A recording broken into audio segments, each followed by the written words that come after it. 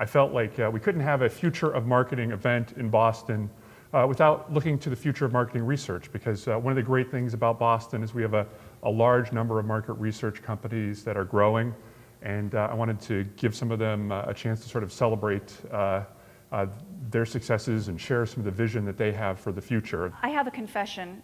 I have been in market research for 25 years. It's a really long time.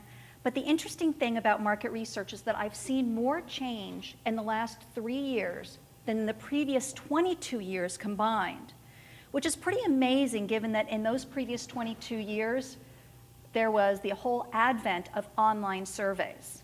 But the problem is that market research actually has a marketing problem, or maybe, to be more precise, a PR problem, which is sort of ironic since we're at a marketing conference, so maybe all of you marketing experts can help us.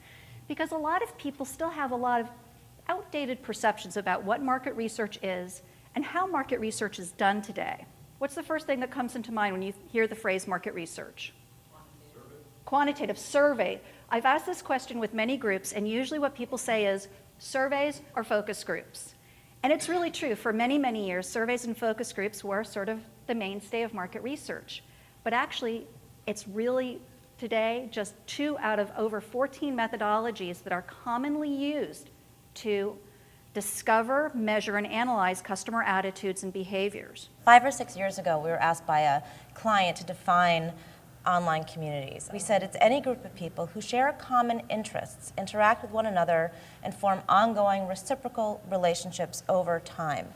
I stand by this definition. I think it's a good one, but when I did revisit it in preparation for this talk, and I thought, you know, what has really shifted? And I think the shift is around this notion of purpose. What differentiates really vibrant, highly engaged groups of people over other sorts of social media opportunities that they have to participate that are out there.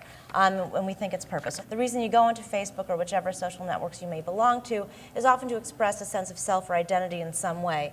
And so you don't have a lot of control as a brand, you don't have a lot of control over the nature of that conversation because, you know, you're really, you're not a friend like anybody else's friend on Facebook, you're in a special role as a brand.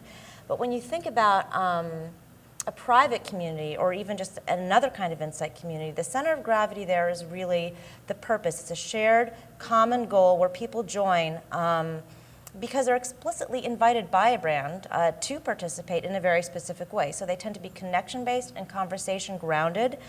So you're not pushing content at people, but people are generating content that tends to be on topic because they know why they're there. They're gathered for a common reason. Conversation we find in insight communities is both targeted and diverse, which seems like a contradiction, but it's not really. When you have a lot of people that are highly engaged, that aren't just lurking, but are actually, you know, they're not just passively reading, but they're actually making a contribution and saying something new, you get a much more diverse group of voices than you would on perhaps a different venue where people often remain quiet. Well, that's really the future of social media research, is to use the data source, the big data source that is social media, and have it be enabled so that it can drive strategic insights and be of tremendous strategic value such that you could give it right to your CEO and your CEO would find business value. Let this sink in a little bit. This may seem obvious, but social media is the single largest source of unsolicited, and that's a key word, consumer opinions ever. Just at Crimson Hexagon, in our platform, we are gathering and have gathered to date since our founding in 2007, 175 billion social media posts.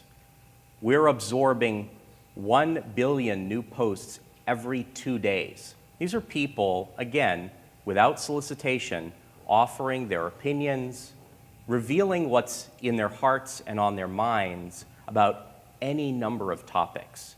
And in such a large quantity that if you have a tool that is sensitive enough, that is powerful enough, you can drill down into just the things that you care about, that your client cares about.